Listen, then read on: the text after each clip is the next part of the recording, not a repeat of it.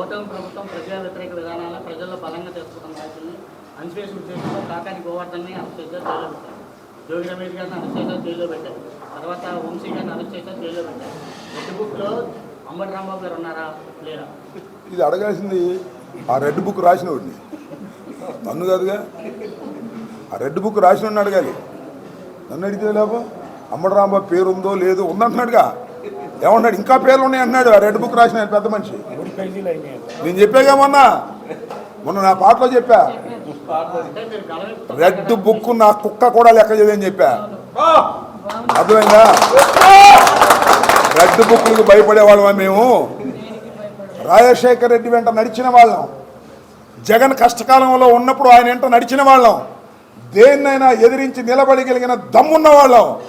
మీ red బుక్కులకి ఈ పిచ్చి బుక్కులకి భయపడేటటువంటి పిరికి బంధనం కాదని కూడా ఈ సందర్భంగా నేను చెప్పదలుచుకున్నా.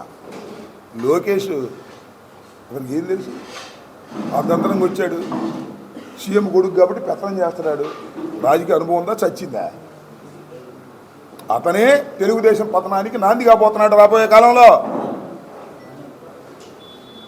అది రెడ్ బుక్కి మా కుక్కలు కూడా భయపడవు. మళ్ళా చెప్తున్నా.